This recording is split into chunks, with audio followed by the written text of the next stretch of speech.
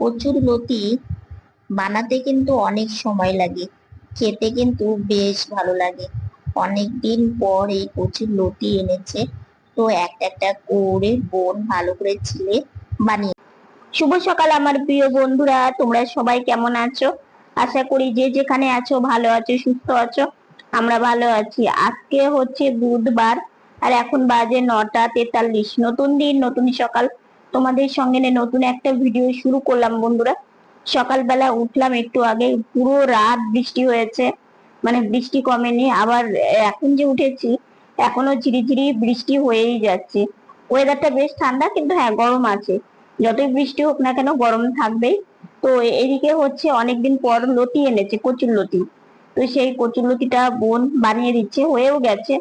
তো কচুর লতি রান্না করবে, আরো কি কি রান্না করবে সেগুলো আমি সবই তোমাদেরকে দেখাবো। মা ওইদিকে মানে অন্ন বসিয়ে দিয়েছে, দুধ জাল দেয়, তারপরে অন্ন মানে বসায়, তারপরে এদিকে আর একটা সবজি পড়ে, তাহলে তাড়াতাড়ি হয়ে যায়। দুদিকে দুটো মানে বসিয়ে দেখলেই ফ্রিজের মানে সবজি যে ঝাঁকাটা সেটা ফাঁকা হয়ে গেছে, সেটা মা ধুয়েও দিয়েছে। ফ্রিজটা কালকে একটু পরিষ্কারও করে করলো। তো যাই হোক, সবজি আনতে হবে, শুধু আলুটা আছে আর বাকি সবজি আনতে হবে। আমাদের তো একবারে সবজি আনে না, অল্প অল্প করে, মানে যখন যেটা লাগে তখন সেটা আনা হয় আর কি।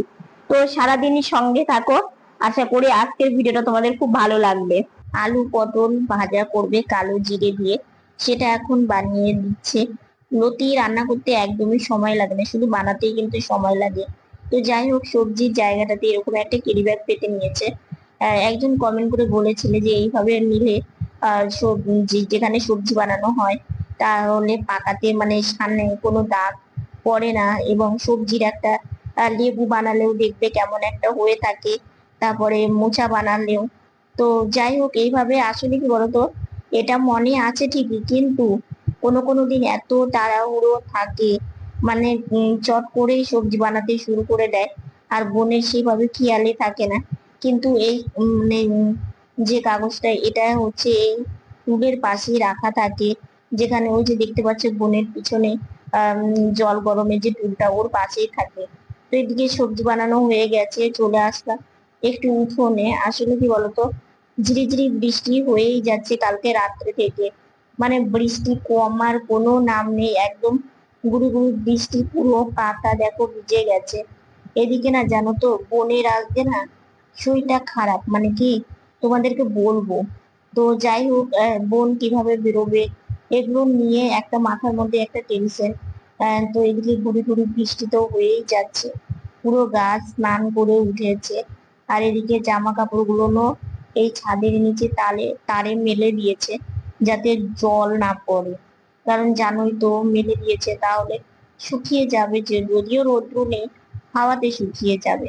এদিকে দেখো আমার হাতেও গুরু গুরু বৃষ্টি পড়ছে, থাকবো না বেশিক্ষণ, চলে যাব, কারণ বৃষ্টির মধ্যে এরকম বসে থাকাটা ঠিক হবে না। এদিকে দেখো উঠোনটা পুরো কিন্তু ভেজা। তো যাই হোক, যাই এখন। মা খাবার ডাকছে, তো এসে মা আমাকে খাবার দিয়েও দিয়েছে। টকটা, তারপরে আমি যেটা খাই মানে সকালে খাবার, আমার ব্রেকফাস্ট, চিড়ে, যেটা আমি ভারী একটা খাবার খেয়ে নিই, কারণ আমার রোজ সকালে ওষুধ থাকে, সেজন্য একটু ভারী খাবারটাই খাই। আর ভারী খাবারের মধ্যে এই চিড়েটাই একমাত্র ভারী খাবার মনে হয় আর কি। তো যাই হোক, এদিকে খাওয়া আমার হয়ে গেছে, তো মাকে আবার ডাকবো। তার আমি এদিকে তক্তা, তারপরে খাবারের বাটি, এইভাবে তক্তাটা একটু ঠেলা দিয়ে টেবিলের উপরে রেখে দিলাম, পরে মা যখন সময় পাবে তখন মেজে ধুয়ে নেবে। নিয়ে ভাবলাম একটু ঘোরাফেরা করি। ওইদিকে মা রান্না প্রায় হওয়ার মধ্যেই। তো এইদিকে হচ্ছে কালো জিরে দিয়ে আলু, কালো জিরে, আলু আর পটল এইভাবে ভাজা খেতে বেশ ভালো লাগে। আর একদিন করেছিল শুধু আলু আর কালো জিরে ভাজা, আর আজকে কালো জিরে আলু পটল একসাথে করছি, বেশ ভালো লাগে ডালের সাথে, এরকম হালকা একটু ভাজাভুজি হলে। তো এদিকে দেখো কড়াই বসিয়ে দিয়েছে, কড়াইয়ে তেল দিয়ে দিয়েছে পরিমাণ মতো। হচ্ছে একটা শুকনো লঙ্কা, তারপরে তেজপাতা, জিরে পরিমাণ মতো, সবকিছু দিয়ে ফোড়নটাকে ভালো করে একটু ভাজা ভাজা করে নিল। করে নিয়ে এই যে ডাল সেদ্ধ হয়ে গেছে, ডালটা একটু হাতা দিয়ে এইভাবে একটু কেটে দিল তাহলে ভালো হয়। ডাল সম্বরা ওইদিকে হয়ে গেল, আর এইদিকে হচ্ছে কচুরলতি রান্নাটাও হয়ে গেছে। একদমই অল্প হয়ে গেছে, কারণ কচুরলতি আনা হয়েছিল অল্প। তো যাই হোক, পোস্ত দিয়ে করেছে। আর এদিকে কালো জিরে দিয়ে আলু পটল ভাজা। তো রান্না বান্না হয়ে গেছে, দেখো ঠাকুরের ভোগ দেওয়া কমপ্লিট হয়ে গেছে। তো এদিকে আমি খেতে বসেছি লতি, এদিকে আলু পটল ভাজা, করলা ভাজা করেছিল, দুটো করলা ছিল, আর লেবু ডাল। তো এই দিয়ে খেতে বসেছি। আজকে খেতে খেতে প্রায় আমার 1:45 বেজে গেছে, কারণ স্নান করে তারপরেই খাবার খেতে বসেছি। তো এইদিকে না আজকে বোন মানে কাজে যেতে পারেনি। কেন করেনি সেটা তোমাদেরকে বলবো। তো দেখো আমি বারান্দায় এসে একটু বসে আছি, বোন ওইদিকে শুয়ে আছে। আসলে ওর রাত্রে থেকে শরীরটা খারাপ, তোমাদেরকে সবই বলবো। তো যাই হোক, এইদিকে আমি কিছুক্ষণ একটু বসে থাকবো। আর গুড়ি গুড়ি বৃষ্টি হয়েছে বললাম তোমাদের, হয়েই যাচ্ছে, এখনো কমেনি জানো তো। ওই গুড়ি গুড়ি বৃষ্টি, এই যে দেখো পুরো রাস্তা একদম ভেজা, তাহলে বোঝো যে কেমন বৃষ্টি হচ্ছে। মানে বৃষ্টি ভালো লাগে, কিন্তু এতটা বৃষ্টি ভালো লাগে না। এই বছর বৃষ্টি সবাই বলছে যে বৃষ্টিটা এবছর খুবই বেশি। এত যে বৃষ্টি হয়েছে, গুড়ি গুড়ি যে বৃষ্টি হয়েছে, দেখো আকাশ যেমন মেঘলা সেরকম মেঘলাই হয়ে আছে। আজকে এই রাস্তাটা দেখো পুরোটা পরিষ্কার করেছে, যত গাছ গাছালি ছিল পুরো রাস্তাটা পরিষ্কার করেছে। দেখো বেশ ভালো লাগছে তাই না? পরিষ্কার পরিচ্ছন্ন জিনিস দেখতে বেশ ভালো লাগে। এই যে এই সাইডেও কত গাছ গাছালি ছিল, এখন সব কেটে দিয়েছে। তো বেশ ভালো লাগছে, তাই ঘুরছি একটু। তো কিছুক্ষণ একটু ঘুরি, ঘুরে তারপরে বাড়ি যাব। বোনের হচ্ছে দুপুর থেকে সকালবেলা সেই জ্বর এসেছিল, ও তো কাজে যেতেই পারেনি, জ্বরের ওষুধ খেয়েছে। জ্বরটা দুপুরবেলা আর আসেনি, তো এখনও রেখে আসলাম, গা ঠান্ডায় আছে। তো এখন কালকে রাত্রে সেই জ্বর ছিল, 103 জ্বর উঠে গেছে কালকে রাত্রে, গোটা রাত জ্বর ছিল। তো এখন হচ্ছে আজকে রাতটা গেলে একটু বোঝা যাবে। আসলে কি বলো তো, শরীর খারাপ হলে কারোই ভালো লাগে না। আমারও এইদিকে গলাটা একটু ব্যথা ব্যথা করছে, আর এই সময়টা না সববার জ্বর হচ্ছে জানো তো। তো যাই হোক, বেশিক্ষণ থাকবো না, একটু ঘুরে তারপরে চলে যাব বাড়িতে, বুঝলে। তো গাড়ি চালিয়ে চালিয়ে ঘুরছি, আর রাস্তাটা খুব ভালো লাগছে, পরিষ্কার, চারিদিকে পরিষ্কার পরিষ্কার পরিষ্কার রাস্তা, খুব ভালো লাগে। তো আর ওই যেটা পার্লার, ওই পার্লারেই বোন আরাধনিকা আইব্রো করেছে, তাই হচ্ছে একটু ঘুরছি, ভাবলাম তোমাদের সাথে একটু কথা বলি। তো ঠিক আছে, পরে কথা বলবো। বোনের এদিকে চোখ মুখ দেখেই বুঝতে পারছি গায়ে দুপুরে জ্বর এসেছিল। তো সেই জন্য ও হচ্ছে শুয়ে থেকে রেস্ট নিচ্ছিল। আর ওর কিছুই খেতে ভালো লাগছে না, বলছে মা মুখে কোনো স্বাদ পাচ্ছি না। তাও মা ওকে বললো যে বাবা একটু তো খেতেই হবে, না হলে শরীর দুর্বল হয়ে যাবে। আসলে এমনিতেই তো আমাদের উইক শরীর, তার মধ্যে আজকে এটা কালকে এটা লেগেই আছে। তো বলছে মা এতটা মুড়ি খাবো না। অল্পই কিন্তু দিয়েছে, তবুও ওর মানে জ্বরের মুখ তো, মানে পুরো মুখে কোনো স্বাদ নেই। তো এই যে চা মুড়ি দিয়ে সন্ধ্যাবেলা টিফিন করে নিবো, তো আমাকেও মুড়ি দিয়ে দিয়েছে। তো এখন সন্ধ্যাবেলা টিফিনটা মাত্র রাত্রে খাওয়া দাওয়া করলাম। তো আজকে না তোমাদের একটা কথা বলবো আমার বোনের সম্বন্ধে। আমার বোনের সম্বন্ধে কি কথা সেটা তোমাদের বলছি, তোমরাও শুনলে মানে তোমরাও ভাববে সত্যি। আজকে বোন একটা কথা গোপন করতে গিয়ে আমাদের হাতে ধরা পড়ে গেছে। বলতো কি? সেটা হচ্ছে ওর কালকে মানে কাজে থেকে এসে না হালকা মানে ঠান্ডা লেগেছে, সর্দি এরকম ভাব। তো ঠিক আছে, তারপরে এসে একটু বিশ্রাম টিশ্রাম নিল।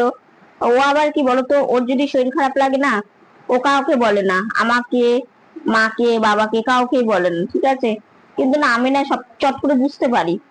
এবার কি হয়েছে রাত্রি, তখন কটা হবে, আমি হচ্ছে শোয়ার সাথে সাথে না আমার ঘুম কোনোদিনই আসে না, আবার কোনো কোনো দিন ঘুম ধরতেই চায় না, মানে শুয়েই থাকি, চোখ বন্ধ করে শুয়ে থাকি। আমার ঘুম ভীষণ কম। তো 1টা বাজে, 2টো বাজে, ঠিক আছে, এরকম আমি সজাগ হয়েই আছি। তো আমি 2টোর সময় বোনের গায়ে হাত দিলাম, দেখি গা ভালো তাপ দিয়েছে। তারপরে আমি স্ট্যান্ড ফ্যান নিয়েছিলাম কালকেও, কারণ যেহেতু গরম ছিল। আজকে একটু গরমটা কম, কিন্তু ফ্যান লাগছে, ঠিক আছে। তো তারপরে আমি না মানে তারপরে 3টের সময় দেখি ওর গায়ে ভালো তাপ দিয়েছে। আর একটা কথা কি, ওর শরীর খারাপ হলে না ও কাউকে বুঝতে দেয় না যে ওর জ্বর এসেছে কিংবা ওর শরীর খারাপ লাগছে। কিন্তু 3টার সময় মানে 103 তিন জ্বর হবেই, এত গায়ে তাপ দিয়েছে। তারপরে ও ঢাকা নিয়েছে। তারপরে আমি কি করলাম, 3টার সময় তাড়াতাড়ি করে স্ট্যান্ড ফ্যানটা বন্ধ করে দিলাম, যে স্ট্যান্ড ফ্যানের হাওয়া বেশি, তো স্ট্যান্ড ফ্যানটা আমি বন্ধ করে দিলাম। এদিকে আমারও গরম লাগছে, আর আমাদের সিলিং ফ্যানটা না এত সমস্যা, মানে খুব ধুলো টানে।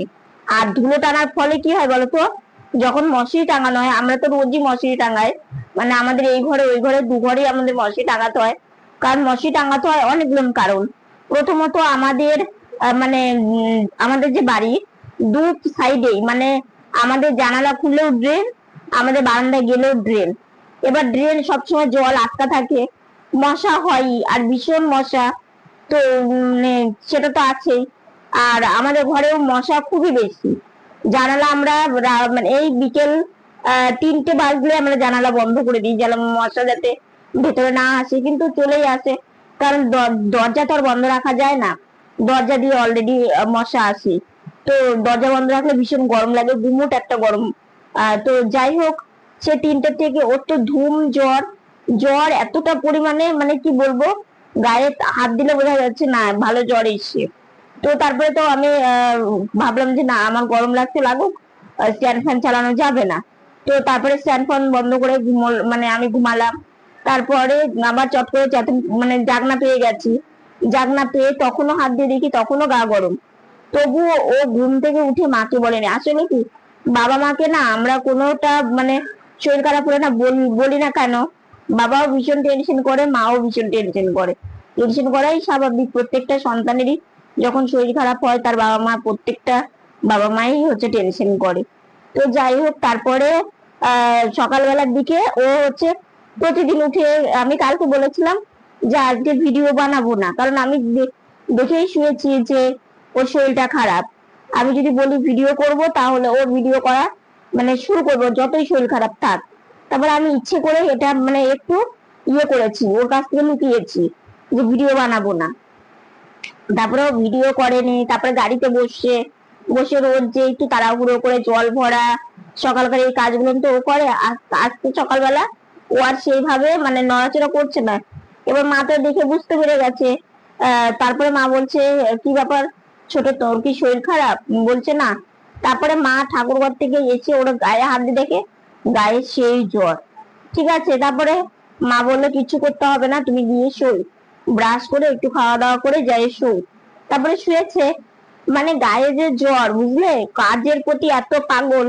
আসলে কি বলতো, মানে কাজে পাগল হওয়ারও কথা, কারণ বুঝতে পারো ও যেটুকুনি পাক সেটুকুন দিয়েই আর আমাদের সংসারটা টেনে চালানো হয় আর কি। তো এবার ওর কাজের প্রতি একটা আগ্রহ আছে, তার মধ্যে কাজের জায়গায় চাপটাও একটু বেড়ে গেছে। ও ওই জ্বর নিয়ে ও কাজে যাবে, বুঝলে, কাজে যাবে। উঠলো, উঠে স্নানে গেল। আহ তখন একটু কমেছিল, মানে সকালকার তুলনায় জলের পরিমাণটা একটু কমেছিল, এই আটটার দিকে আর কি।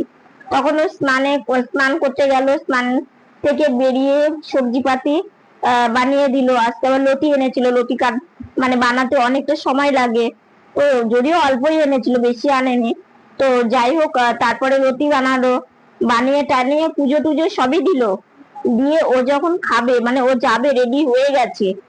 আর বাবাকে তখনও কিন্তু আমি বলিনি, মানে বাবাকে তখনও আমি জানাইনি যে হচ্ছে বোনের জ্বর এসছে, ঠিক আছে। এবার আমাকে বলছে, খবরদার দিদি ভাই, বাবাকে কিন্তু বলবি না, বাবা বললে বাবা টেনশন করবে। তা আমি বললাম আচ্ছা ঠিক আছে। ফোনে আর বলিনি যে যদি না যায় আসলেই তো জানতে পারবে। আর বাবা ফোনে বলে যে টেনশনও করে বেশি। তারপরে কি করলাম বলতো, ও হচ্ছে খাওয়া দাওয়া করতে করতেই আবারও ওর মানে ধুম জ্বর চলে আসলো।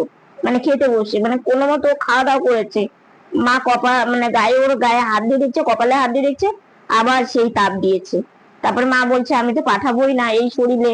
তারপরে ও কাজের জায়গায় ফোন করে বলা হলো যে ওর জ্বর এসছে হঠাৎ করে রাত্রি থেকে। তারপরে মানে ওখানকার ইয়ে করে সবাইকে জানিয়ে তারপরে ওকে ওষুধ, জ্বরের ওষুধ থাকে ঘরে আমাদের। আমাদের জ্বরের, পেটে ব্যথা, তারপরে গ্যাসের ওষুধ সবসময় আমাদের ঘরে আনা থাকে। বলতো কেন, চট করে যে ওষুধটা দরকার লাগলে, আবার যদিও ওষুধের দোকান আমাদের কাছে, মানে ওষুধ যেখান থেকে আমরা নিয়ে আসি সেটা কাছে, কিন্তু তবু কি মানে কি চট করে যেন তাড়াহুড়ো করতে না হয়, সেই জন্য এগুলো থাকেই আর কি ঘরে। প্রত্যেকটা মানুষেরই থাকে জ্বরের ওষুধ। তো যাই হোক, তারপরে জ্বরের ওষুধটা খাওয়ানো হলো। তাও মানে হচ্ছে ও বলছে না আমি যাব, অনেক কাজ আছে। তো মা বলছে না, মাও বলছে, বাবাও বলছে না, কোনো মতেই পাঠাতে পারবো না। কারণ তখনও থার্মোমিটার দিয়ে মাপলো, তখনও ভালো 102 জ্বর মানে গায়ে আছে। তারপরে শুয়ে থেকে রেস্ট নিল। মানে ও এরকম মানে সবার কাছে লুকোতে গিয়ে ধরা পড়ে গেছে। ধরা তো পড়বে, চোখ মুখ দেখলেই তো বোঝা যায়। একটা সুস্থ স্বাভাবিক মানুষের চোখ মুখ দেখলে বোঝা যায়। আর যখন গায়ে জ্বর আসে তখন সেই মানুষটাকে দেখলেই কিন্তু বোঝা যায় যে তার শরীর ভালো না। কথার ভাব, চলাফেরা, এগুলো তো ধরা পড়বে। আর বাবা মায়ের কাছে কোনো কিছু মানে লুকোনো যায় না। বাবা মার কাছে যতটুকু লুকোতে যাও, বাবা মা ঠিক বুঝতে পারে যে তার সন্তানটা সুস্থ থাকাকালীন কেমন করে নড়াচড়া করে, আর শরীর খারাপ হলে সে তখন কেমন করে নড়াচড়া করে। আমি যেমন কোনো কিছু চাপা রাখতে পারি না, কিন্তু আমার বোন কাউকে বলতে চায় না। আমিই বুঝে যাই, কারণ ওর সাথে বেশিক্ষণ আমি থাকি। আর মাও বুঝে যায়, মাও চট করে বুঝতে পারে। কিন্তু আমার বাবা একটু বুঝতে পারে কম, কিন্তু যখন দেখবে যে নড়াচড়া কম করছে, কথার মধ্যে একটু ভার ভার, তখন বাবা বুঝতে পেরে যায় যে না, ওর শরীর খারাপ। তো যাই হোক, তোমরাই বলো এটা কি করা ঠিক? যে শরীর খারাপ লুকিয়ে রাখাটা কি ঠিক? বলা উচিত কিনা বলো তো? ওষুধ সময় মতো ওষুধটা তো খেতে হয়, তাই না বলো? তো যাই হোক, আজকের ভিডিওটা এতটুকুনি। ভিডিওটা ভালো লাগলে লাইক, কমেন্ট, শেয়ার করো। আমার ভিডিওটি যদি নতুন দেখে থাকো, সাবস্ক্রাইব করে পাশে থাকা বেল বাটনটা অল করে দিও। তো বন্ধুরা, তোমরা ভালো থেকো, সুস্থ থেকো, সাবধানে থেকো। দেখা হচ্ছে নতুন একটা ভিডিওর সঙ্গে। আজকের মতো গুড নাইট।